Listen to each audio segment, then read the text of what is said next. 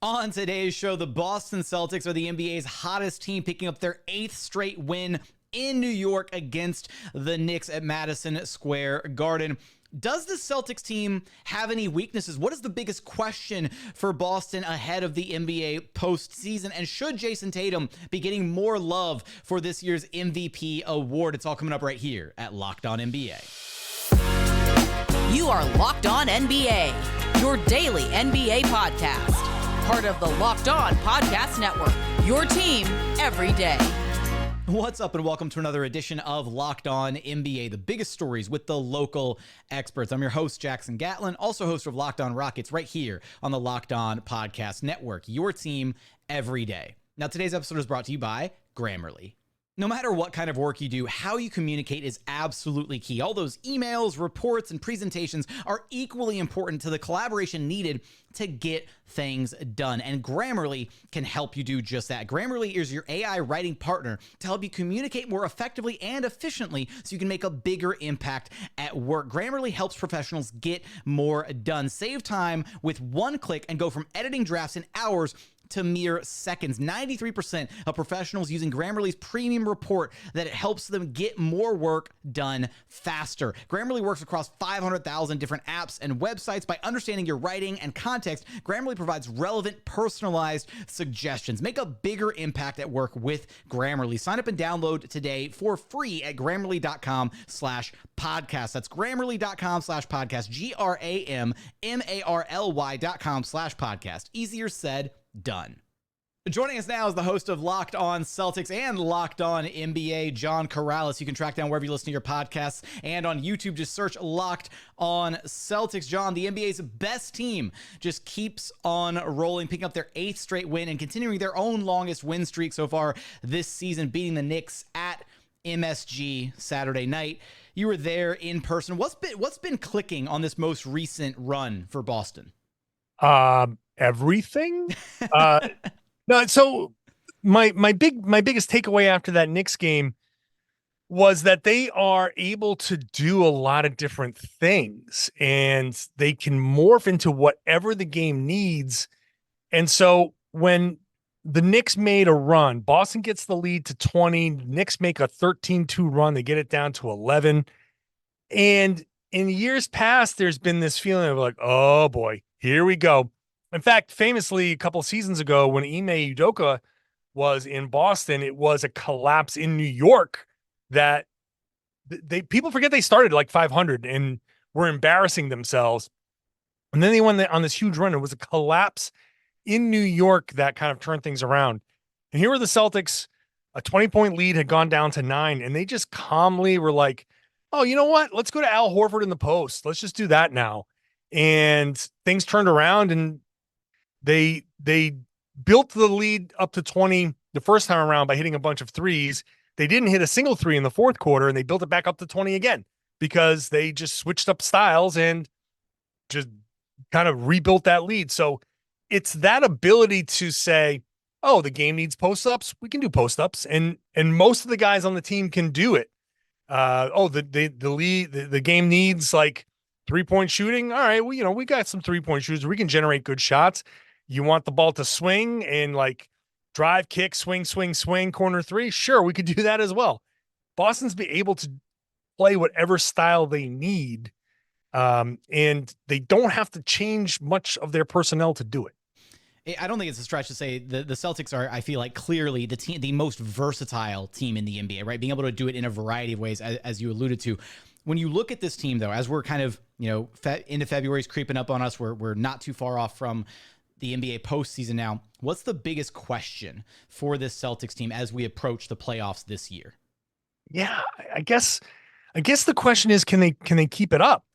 Right? Can they keep that mentality and get through this regular season?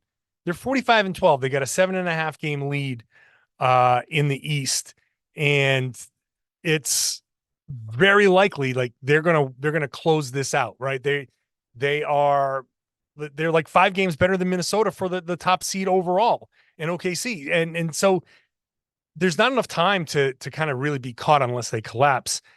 So are they going to have the mentality to say, okay, we can get through and stay focused the rest of this regular season, and can they carry that into the playoffs, or will the pressure get to them? I suppose to me, it's a different team. I'm not really quite worried about that.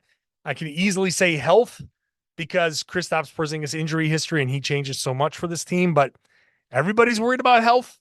So it's all about a mentality for the Celtics. Can they stay focused, and can they keep that mentality where it needs to be and where Joe Mazzulla has gotten it? And that, I think, if they can get through the rest of this regular season at the same pace and win 63, 64, 65 games, then that's going to be a very dangerous team in the playoffs. Now, I think one of the questions for me is just, the Celtics have a ton of playoff performers, guys who have been there, have played at the highest of levels in the NBA postseason.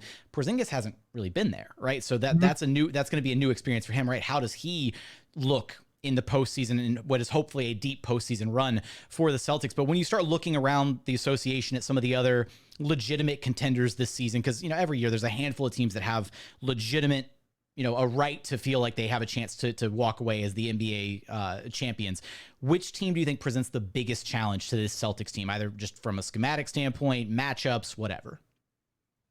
Yeah, a lot of these teams, I look at them and they look, I hate to say it like this because it comes off as, a little bit flip, but Boston has all the matchups.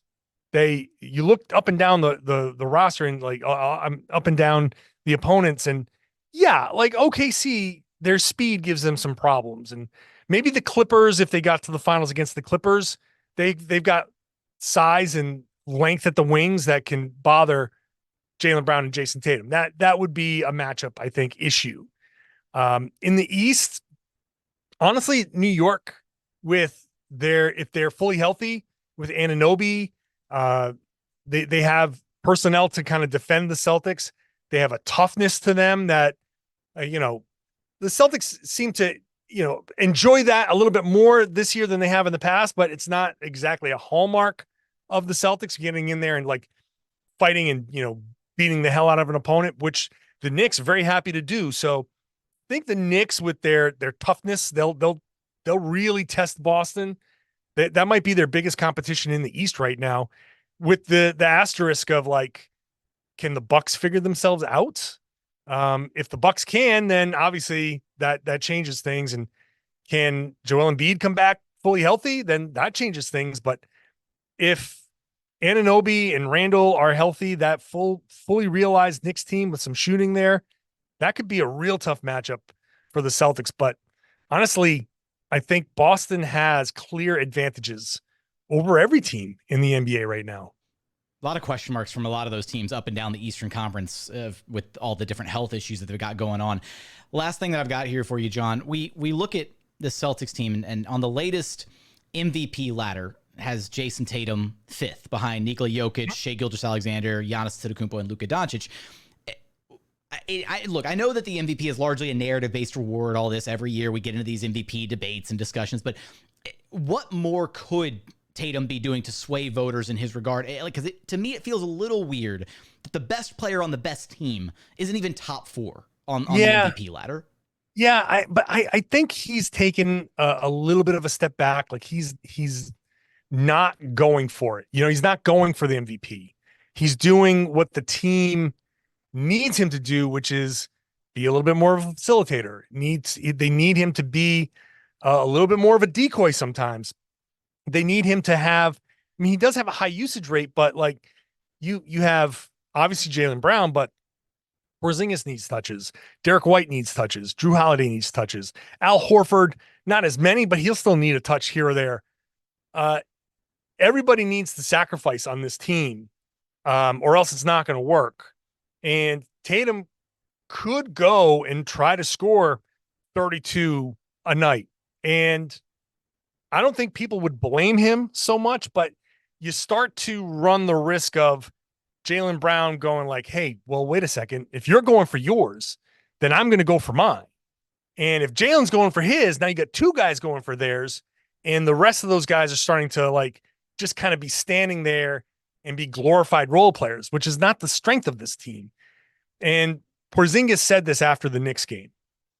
because Jayson is sacrificing a little bit, and no, he's still putting up really good numbers, but because he's not just going for the MVP, Jalen doesn't have to feel the pressure of like trying to match him, and everyone else kind of feels like, all right, if those two guys are giving in a little bit, we can all give in a little bit, and that's what makes this work, and that's why it's cool if Porzingis has a 30-point night one night and a 12-point night the next. That's where the Celtics are at their best. So Tatum, like, yeah, he could be pushing more for MVP. He's not going to get it because he's not putting up the big dominant, like, signature type of games that Giannis and Jokic and Luka on a team that's, not nearly as good as the Celtics, but Luka's got the big numbers, so he's going to get a little bit more attention for that. Tatum's not going for it. How deep of a postseason run are we looking at for this Celtics team? Is this their year to finally walk away with the title in the Jayson Tatum era? Does the Celtics team have any weaknesses, or are they just the clear-cut best team in the NBA? You're going to have us covered for all of that and so much more over at Locked On Celtics. John, thanks for stopping by Locked On NBA with me. Always a pleasure, my friend.